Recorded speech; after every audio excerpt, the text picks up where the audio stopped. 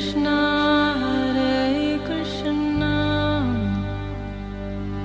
Krishna Krishna Hare Hare Hare Rama Rama Rama Hare Hare। Radio Manav Rachna 107.8 FM सुन रहे हैं आप। मैं हूं शादाब आपके साथ कार्यक्रम आत्मदर्शन में, और आज हम एक बार फिर से चर्चा करने वाले हैं किसी एक खास विषय पर। लेकिन आज फिर एक बार फिर से हमारे साथ स्टूडियो में मौजूद हैं राग लेखा दासी जी, चरण आश्रित श्री श्री मद भक्ति वेदांत नारायण गोस्वामी महाराज जी की शिष्य। राग लेखा दासी जी, आपका बहुत बहुत स्वागत है कार्यक्रम आत्मदर्शन में। हरे कृष्ण। सबसे पहले आपको बता दें कि रोज़मर्रा की जो ज़िंदगी है उसमें बहुत ज़्यादा परेशानियां होती हैं। किसी को क्रोध बहुत ज़्यादा आता है, कोई सोचते बहुत ज़्यादा विचार आते हैं। कई बार लोग अपनी वाणी पर जो है एक रोक नहीं लगा पाते और किसी को कुछ भी बोल देते हैं। यानी हमारी ज़िंदगी में बहुत सारे ऐसे अवगुण हैं जिनको हम दूर कर सकते हैं। आज इसी पर चर्चा करने के लिए हमारे साथ राग लेखा दासी जी मौजूद हैं। सबसे पहले राग लेखा दासी जी, आज हम बात करने वाले हैं शील रूप गोस्वामी उपदेशामृत जी के बारे में। हम चाहेंगे कि रेडियो मानव रचना 107.8 FM के लिसनर्स को इनके बारे में कुछ खास जानकारी दीजिए। जी शादाब भाई, शील रूप गोस्वामी जी हमारे एक 6 गोस्वामी हुए हैं जो चैतन्य महाप्रभु के शिष्य थे जी। रूप सनातन, भट्ट रघुनाथ, श्री जीव गोपाल भट्ट, दास रघुनाथ, 6 गोस्वामी हुए हैं। उसमें से शील रूप गोस्वामी, सनातन गोस्वामी और जीव गोस्वामी जी। रूप सनातन 2 भैया थे, इनका एक और भाई थे अनुपम जी। अनुपम के पुत्र हैं जीव गोस्वामी जी। तो ये लोग रामकेली गांव में, नवद्वीप में, बंगाल में, वेस्ट बंगाल में रामकेली ग्राम में रहते थे। तो ये लोग राजा हुसैन शाह था उसकी यहाँ पे नौकरी करते थे जी। एक बार राजा हुसैन शाह ने एक बहुत बड़ी मीनार बनवाई, बहुत सुंदर मीनार होती ना बड़ी जी। तो मीनार जब बनवाई तो राजा, वो जो कारीगर जिसने बनाई थी, उसके साथ उस मीनार पे चढ़कर और सबसे ऊपर जाके खड़ा हुआ जी। तो राजा बादशाह ने कहा कि वाह क्या मीनार बनाई है। तो कारीगर ने कहा मैं तो इससे भी अच्छी बना सकता था। तो राजा को इतना क्रोध आया बादशाह को, उसने उसको वहां से धक्का दे दिया कि तू इससे अच्छी मेरे लिए क्यों नहीं बनाई, बना सकता था तो क्यों नहीं बनाई, और वहां से धक्का दे दिया। फिर उसके बाद बादशाह क्रोध में कहने लगा अपने नौकर को कि किसी और को लाओ। बस ऐसे बोला, ये नहीं बताया क्या, किसको, किस लिए, पर्पस क्या है जी।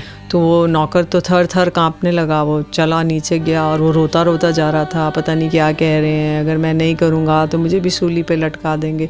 तो रोता रोता जा रहा था। तो रूप सनातन ये जो थे, इनका नाम था सागर मलिक और दबीर खास। तो ये मिले, इन्होंने पूछा कि भाई तुम रो क्यों रहे हो। तो बोला ऐसे ऐसे बादशाह ने मुझे कहा कि किसको ले आओ। तो मैं किसको लाऊं, मुझे तो पता नहीं चला, ना मुझे आदेश दिया ना कुछ बताया, और क्या वो करना चाहते हैं मुझे तो नहीं पता। तो बोले कि तुम एक और मिस्त्री को लेकर जाओ। तो फिर उसने वो मिस्त्री को ले गया। राजा बड़ा खुश हो गया, उसने बोला मैंने तो तुम्हें बताया नहीं था, तुम्हें किसने बताया। तो ऐसे ऐसे रास्ते में हमें 2 लोग मिले थे, उन्होंने हमें बताया। तो राजा ने कहा कि बादशाह ने कहा उनको लेकर आओ। तो उनको लेकर आए तो वो समझ गए कि ये मेरे मन की बात जान जाते हैं, मेरा मनोभिष्ट क्या है। तो इसका मतलब ये मेरा राज्य का काम बहुत अच्छे से देख लेंगे। तो एक को बना दिया प्रधानमंत्री। तो इनका नाम था अमर और संतोष। अमर थे रूप गोस्वामी जी और सनातन गोस्वामी जी थे संतोष। तो इनको बादशाह ने टाइटल दिया सागर मलिक और दबीर खास। सागर मलिक दिया सनातन गोस्वामी जी को और उनको दिया दबीर खास। तो ये एक बार चैतन्य महाप्रभु रामकेली गांव में आए तो इन्होंने उनको कहा कि हम आपके साथ जाना चाहते हैं। तो उन्होंने कहा नहीं, समय आने पर आना। तो ये राजा के यहाँ पे, अब बादशाह के यहाँ पे नौकरी करते थे। तो अब इनका मन उचाट हो गया। तो इन्होंने वहाँ से बोला कि हम लोग बीमार हैं, और घर पे रहकर ये लोग भागवत पढ़ते थे, मतलब ब्राह्मणों को बुलाते थे, उनसे भागवत सुनते थे। तो एक बार राजा के ऊपर शत्रु ने हमला किया। तो राजा ने सोचा ये दोनों नहीं है, मेरा कैसे होगा। तो राजा ने वैद्य भेजा कि जाके देख कर आओ कि वो लोग को क्या हुआ है। वैद्य ने आके बताया कि वो लोग तो आराम से खूब वहाँ पे तो छन रही है, भागवत हो रही है, वो लोग कोई बीमार नहीं है। तो राजा को बहुत क्रोध आया। वो आया और उसने उनको बोला, गुस्से में आके, क्रोध में आकर सनातन गोस्वामी जी को जेल में डाल दिया। और रूप गोस्वामी जी और अनुपम तो चले गए वृंदावन महाप्रभु की खोज में, और सनातन गोस्वामी जी को जेल में डाल दिया। तो इस तरह से उन लोग का महाप्रभु के लिए बहुत अधिक अट्रैक्शन था।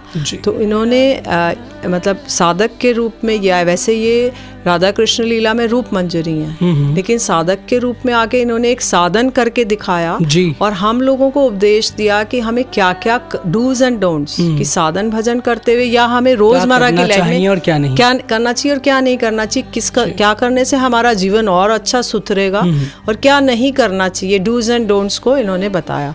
बड़े प्रैक्टिकल रूप में इन्होंने हमें सोल्यूशन दिया। आज हम बात कर रहे हैं शील रूप गोस्वामी उपदेशामृत जी के बारे में। आगे करेंगे और भी कई सारी बातें। आप कहीं मत जाइए, सुनते रहिए प्रोग्राम आत्मदर्शन। मैं हूं शादाब आपके साथ रेडियो मानव रचना 107.8 FM पर।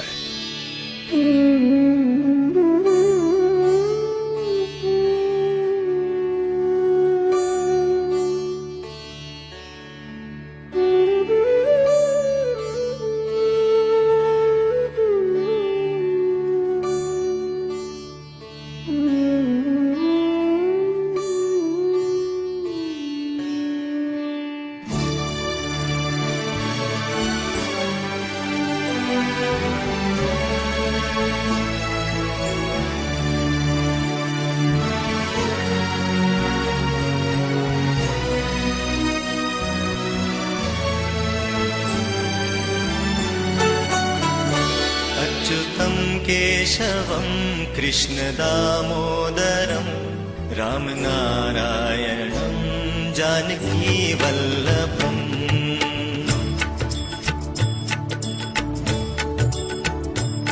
अच्युतं केशवं कृष्णदामोदरं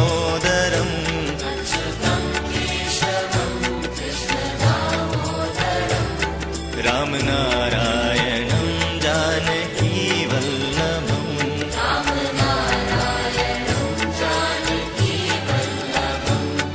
कौन कहते हैं भगवान आते नहीं, कौन कहते हैं भगवान आते नहीं, तुम मीरा के जैसे बुलाते नहीं, तुम मीरा के जैसे बुलाते नहीं। अच्युतं केशवं कृष्ण दामोदरम्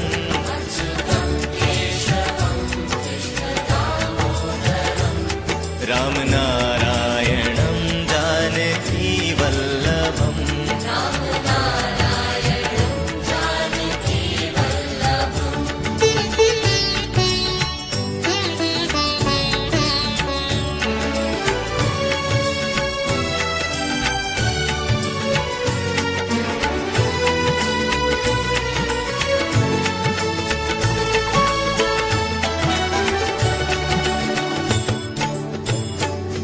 कौन कहते हैं भगवान खाते नहीं, कौन कहते हैं भगवान खाते नहीं, बेर शबरी के जैसे खिलाते नहीं, बेर शबरी के जैसे खिलाते नहीं।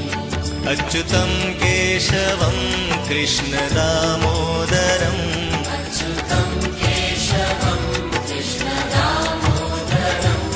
रामनारायणं जानकीवल्लभम्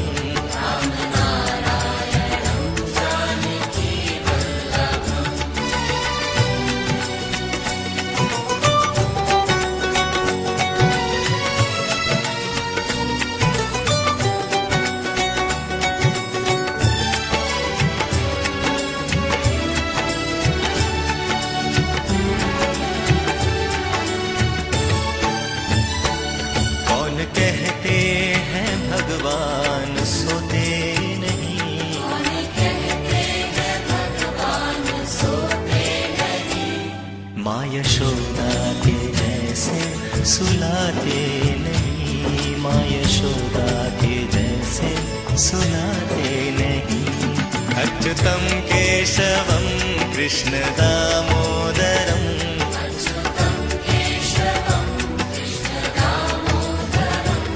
रामनारायणं जानकीवल्लभम्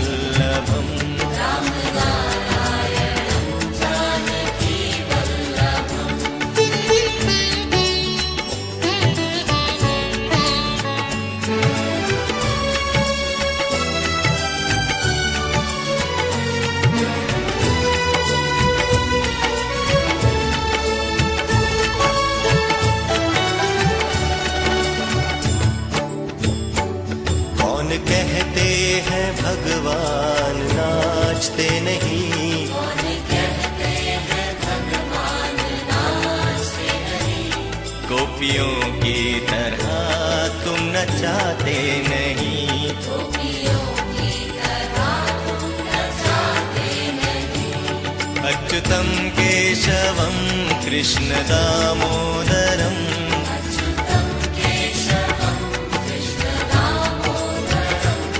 राम नारायणं जानकी वल्लभं, राम नारायणं जानकी वल्लभं, अच्युतं केशवं कृष्ण दामोदरं, अच्युतं केशवं कृष्ण दामोदरं, राम नारायणं जानकी वल्लभं,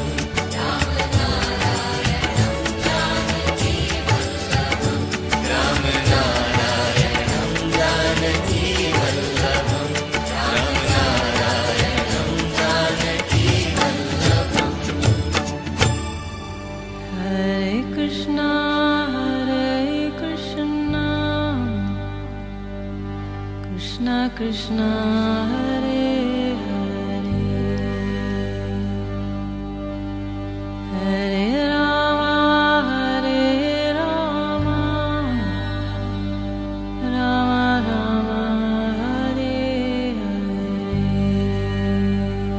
रेडियो मानव रचना 107.8 FM सुन रहे हैं आप। मैं हूं शादाब आपके साथ कार्यक्रम आत्मदर्शन में, और आज हमारे साथ स्टूडियो में मौजूद हैं राग लेखा दासी जी। आपका बहुत बहुत स्वागत है रेडियो मानव रचना 107.8 पे। हरे कृष्ण। आज हम जैसे कि बात कर चुके हैं श्रील रूप गोस्वामी महाराज जी द्वारा रचित श्री उपदेश अमृत के बारे में। हम आपसे जानना चाहेंगे राग लेखा दासी जी, जैसा कि आपने पहले भी कहा, इनके जीवन के बारे में जो आपने प्रकाश डाला, आपने बताया कि बहुत सारे ग्रंथों की रचना की है, तो चाहेंगे किसी एक ग्रंथ की किसी एक रचना पर आप अपना प्रकाश डालिए। जी जी। श्रील रूप गोस्वामी जी ने उपदेशामृत लिखा है, तो पहले तो मैं बताना चाहूँगी उपदेशामृत का क्या अर्थ है। जी। उपदेशों का अमृत, जो उपदेश सुन के हमें अमृत की प्राप्ति होगी। तो क्या हमें ये वाला अमृत हमें स्वर्ग वाला चाहिए जो देवताओं और दानवों ने लड़ाई करके स्वर्ग अमृत प्राप्त किया? क्या हमें वो अमृत चाहिए? नहीं, हमें वो अमृत, वो तो नश्वर, उसको हम खाली जीवन हमारा इमॉर्टल होगा, हमारी लाइफ, हम मरेंगे नहीं कभी, देवता लोग जैसे कभी मरते नहीं हैं। लेकिन इससे भी ऊपर है, क्या हमें एक मोक्षामृत चाहिए जो हम मोक्ष को प्राप्त कर जाते हैं? वो भी नहीं चाहिए। तो हमें चाहिए प्रेमामृत, जो परम जो अमृत है। श्रील रूप गोस्वामी जी ने ऐसे उपदेश दिए हैं जिसको हम सुनकर, जिनको पालन करके हमें परम अमृत की प्राप्ति होगी। और परम अमृत है, हम भगवान के धाम में जाकर उनकी सेवा में नियुक्त हो जाएंगे, जिससे हमें कभी नहीं नष्ट होने वाला एक ऐसे वस्तु आनंद की प्राप्ति होगी जो कभी नष्ट नहीं होगा।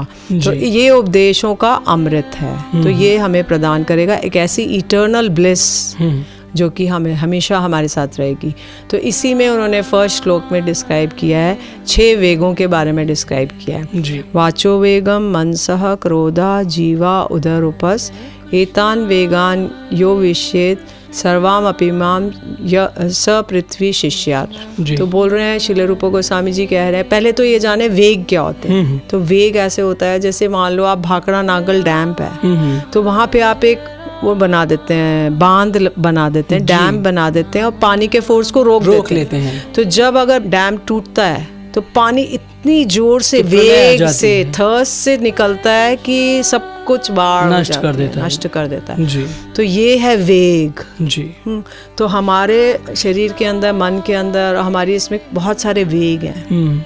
ये वेग जब बाहर आते हैं तो ये भी विनाश कर देते हैं, सब कुछ नष्ट भ्रष्ट कर देते हैं। तो इन वेगों के बारे में श्रील रूप गोस्वामी जी ने प्रकाश डाला है। तो पहला वेग है वाचो वेगम, तो वाक्य का वेग है। तो इसका उदाहरण देते हैं, जैसे कि ये हमारा वाक्य मतलब वाणी, मतलब हमारा जो वॉइस बॉक्स है, वाणी हमारा एक इंद्रिय है, तो कर्म इंद्रिय है। तो इसके द्वारा जो हम बोल रहे हैं, तो कहा जाता है कि पहले हमें सोच समझ के बोलना चाहिए। तो इसमें उदाहरण देते हैं, जैसे कि वो थी सीता जी थी, तो सीता जी ने अपने जब रावण एक सोने का मारीच बनकर आया, हिरन बनकर आया, सीता जी ने कहा कि मुझे तो ये सोने का हिरन चाहिए। तो श्री राम जी उसके पीछे पीछे भागे और उसको पकड़ने के लिए धनुष बाण लेकर। तो वो जो सोने का मारीच था वो आवाज़ देने लगा, लक्ष्मण लक्ष्मण लक्ष्मण। तो सीता जी ने कहा कि देखो लक्ष्मण, तुम्हारे भैया तुम्हें पुकार रहे हैं, वो विपत्ति में है। तो लक्ष्मण ने कहा नहीं, भैया ने मुझे कहा यहीं रहना भाभी की सुरक्षा के लिए। तो बोले कि नहीं, देखो तुम्हारे भ्राता श्री तुम्हें पुकार रहे हैं, तुम यहाँ क्यों रहना चाहते हो? क्या तुम्हारी नीयत में कोई खोट है? बस लक्ष्मण जी ये सुन के तो उनकी आंखों में अश्रुधारा आ गए। वो कहने लगे, मैंने तो आज तक आपके चरण, केवल मैं आपके चरण नूपुर पहचानता हूँ और चरण, बाकी मुझे नहीं पता। मैंने कभी सिर उठा के नहीं देखा, आपके दर्शन नहीं किए। तो तब उन्होंने एक गोल धारा खींचा, लक्ष्मण रेखा, और बोला कि देखिए आप माता जी, आप इसके बाहर मत जाइएगा, और कुछ भी हो जाए मैं अभी देख कर आता हूँ। तभी रावण आया। रावण ने कहा भिक्षाम देही, एक उसका वेश धारण करके आया, भिक्षुक का। तो उन्होंने, सीता जी ने कहा कि दूर से कहा कि यहाँ से ले लो। तो उसने कहा नहीं, मैं नहीं जानता, मैं दूर से नहीं ले सकता भिक्षा। रावण पहले पास आना चाहता था, पर उसको एकदम वो लक्ष्मण रेखा करने से आग निकलने लगी।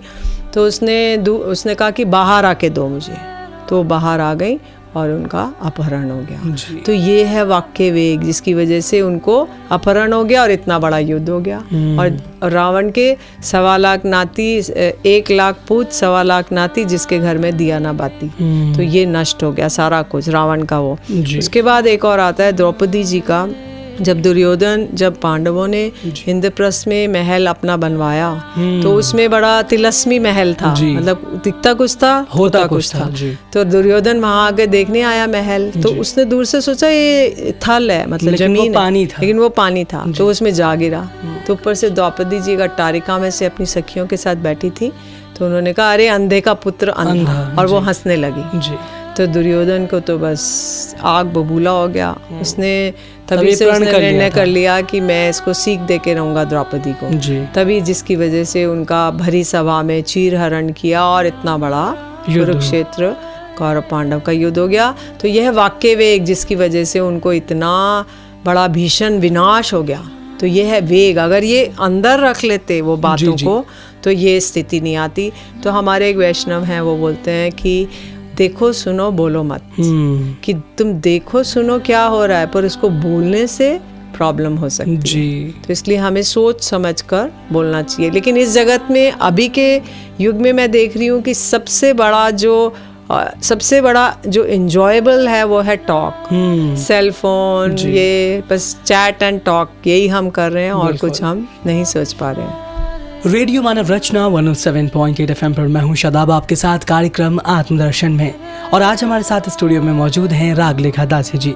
और आज हम बात कर रहे हैं श्री रूप गोस्वामी द्वारा रचित श्री उपदेश अमृत के बारे में और उनके कुछ वाक्यों के बारे में करेंगे, और भी कई सारे वेगों के बारे में जिन पर हमें काबू करना बहुत ज़रूरी है, जिस पर कंट्रोल करना बहुत ज़रूरी है। लेकिन उससे पहले लेंगे एक छोटा सा ब्रेक। सुनते रहिए radio Manav Rachna 107.8 FM। Feel good, feel live. ऐसी कृपा करो श्री राधे, दीजो वृंदावन को वास। ऐसी कृपा करो श्री राधे, दीजो वृंदावन को वास। ऐसी कृपा करो श्री राधे, दीजो वृंदावन को वास। ऐसी कृपा करो श्री राधे, दीजो वृंदावन को वास। ऐसी कृपा करो श्री राधे, दीजो वृंदावन को वास। वृंदावन को वास, दीजो हरि भक्तन को साथ। वृंदावन को वास, दीजो हरि भक्तन को साथ। ऐसी कृपा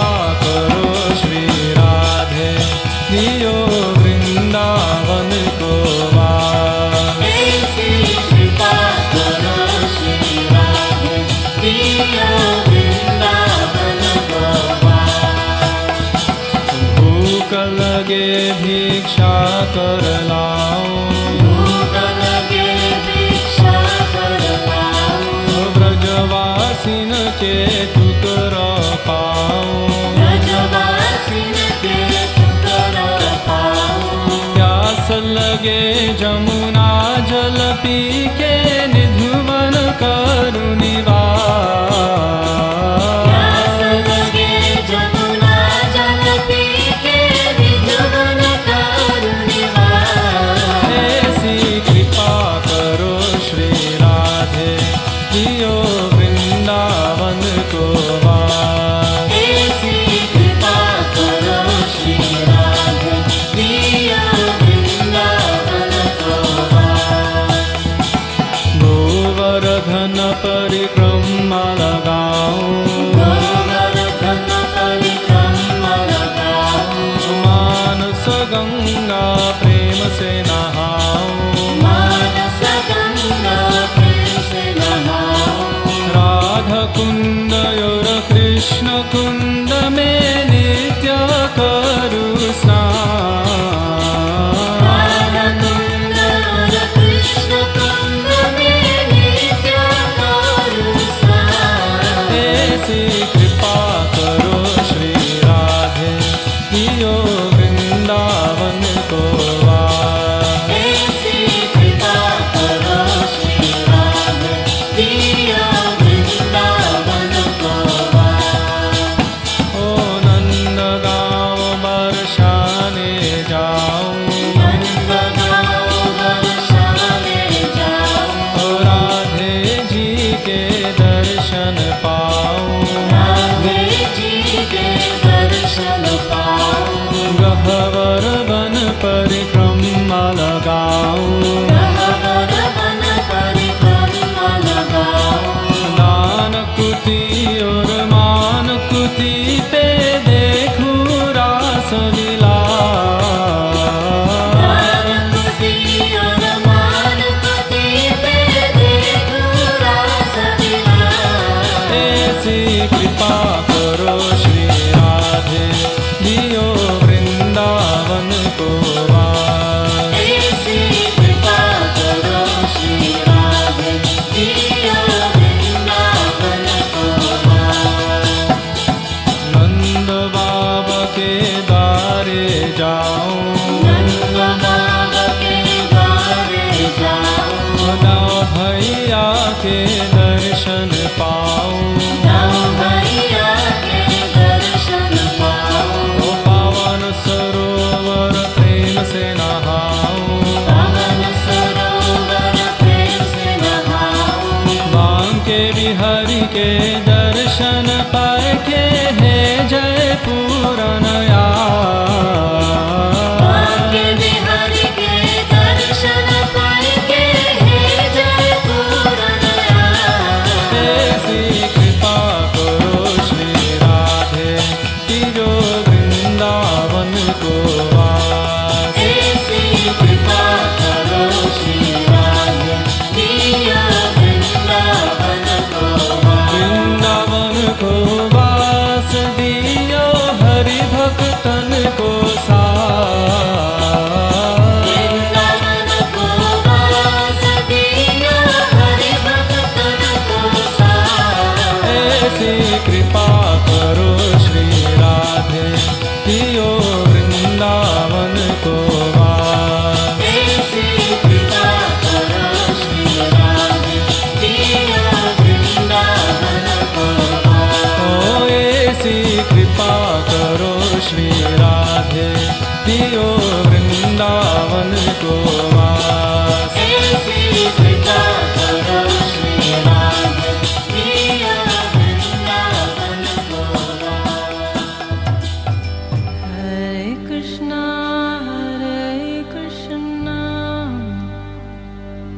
कृष्णा कृष्णा हरे हरे,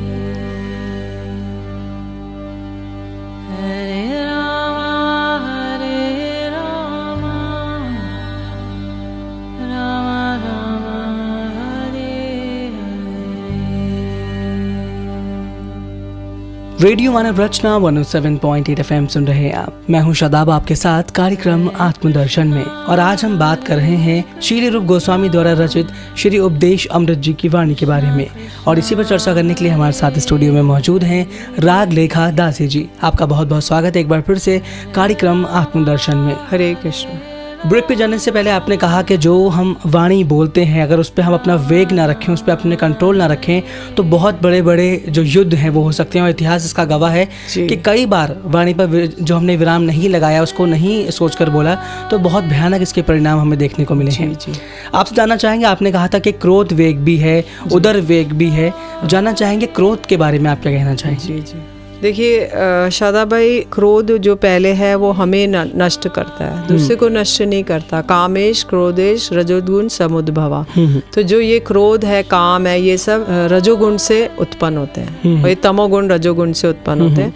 तो ये जो है ये बड़ा ही भयंकर है। तो इसमें कई तरह के, अगर हम क्रोध को अपने किसी पे प्रकाशित करते हैं तो दूसरा उसको कोई इफेक्ट नहीं होगा, लेकिन हमारा अंतःकरण बड़ा दूषित हो जाए। तो इसलिए इस क्रोध वेग को करने के लिए हमारे को कुछ ऐसी बातें हैं जिसको हमें, मतलब इसको सोच विचार के हमें दूर करना होगा अपने जीवन से। जैसे कि इसको, अगर हम इसको थोड़े डीप हम ब्रेथ्स लेंगे, सांसें लेंगे, डीप ब्रेथ्स लेंगे, कृष्ण कृष्ण बोलेंगे तो कृष्ण हमारी सहायता। एक गिलास पानी पीजिए, थोड़ी लंबी सांसें लीजिए, इसको वो करें तो क्रोध उसी वक्त कंट्रोल हो जाएगा। तो क्रोध की वजह से बहुत से विनाश हो सकते हैं, क्योंकि जैसे कि हिरण्यकशिपु को प्रहलाद महाराज पे क्रोध आया तो उन्होंने उसको तरह तरह से मारने की चेष्टा की, किंतु फिर भी प्रहलाद महाराज अपने शांत प्रशांत बैठे रहे और अपना जप करते रहे। तो क्रोध की वजह से वो स्वयं मारे गए। तो ऐसे जो कंस था, कंस को कृष्ण पे बड़ा क्रोध आता था तो वो स्वयं मारा गया। रावण को रामचंद्र जी पे आता था तो भी वो मारा गया। इसलिए क्रोध जो है वो हमारा विनाश ही करेगा। और एक मन का वेग है, तो मन से तो हम सभी परिचित हैं, कैसा हमारा मन हमको नाच नचाता है ना। मन जो कहता है हम वही करना चाहते हैं। अरे मेरा मन कर रहा है ऐसे मैं करूं, वो लड़की अच्छी है, वो घर अच्छा है, ऐसे सब कुछ हम मन के कंट्रोल में चल रहे हैं।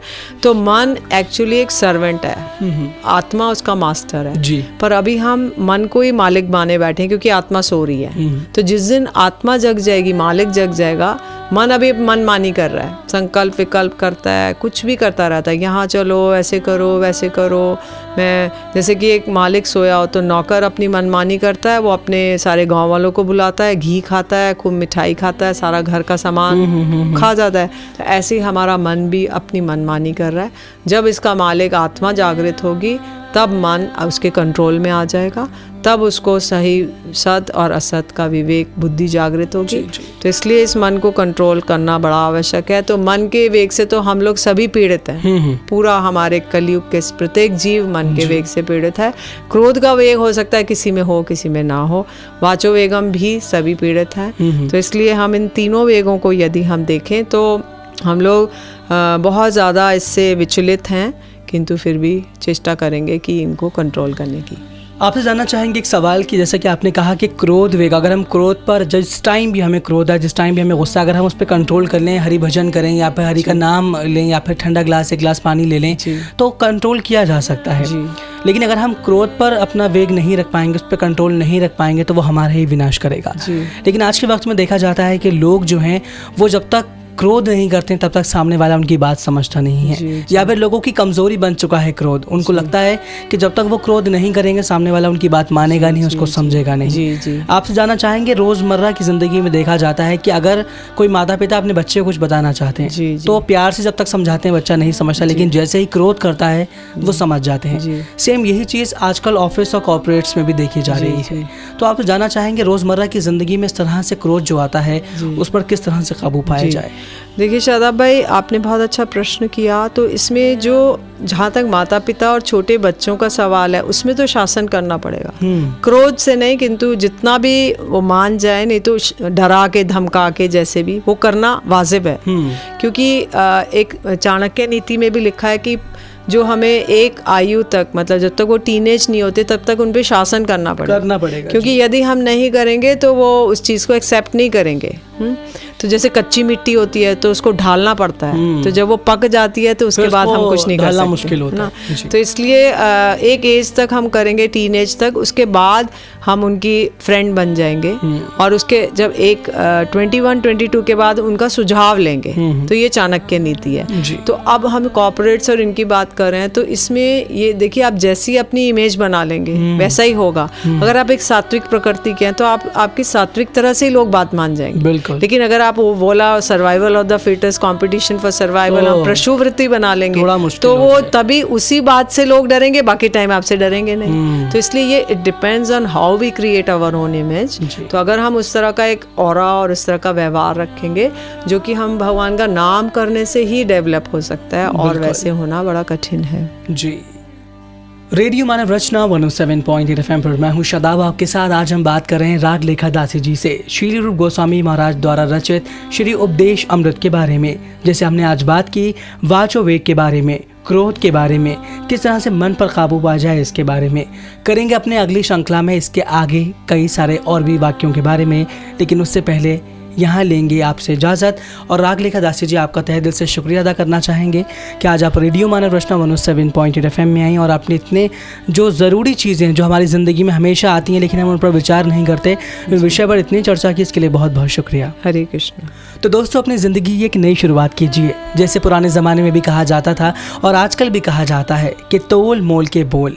आप जो बोल रहे हैं उसको पहले तोलिए, फिर उनका मोल देखिए कि आपके बोलने से कितना बड़ा विध्वंस हो सकता है। साथ ही साथ क्रोध जब हम करते हैं तो जितना हम सामने वाले को डराते हैं उससे कहीं ज़्यादा हम अपने खुद की हानि करते हैं। इसीलिए एक अच्छी सोच की शुरुआत कीजिए और मुझे दीजिए इजाज़त। सुनते रहिए रेडियो मानव रचना 107.8 FM। इसी कार्यक्रम की अगली कड़ी लेकर हम फिर हाजिर हो जाएंगे। तब तक के लिए फील गुड, फील लाइव।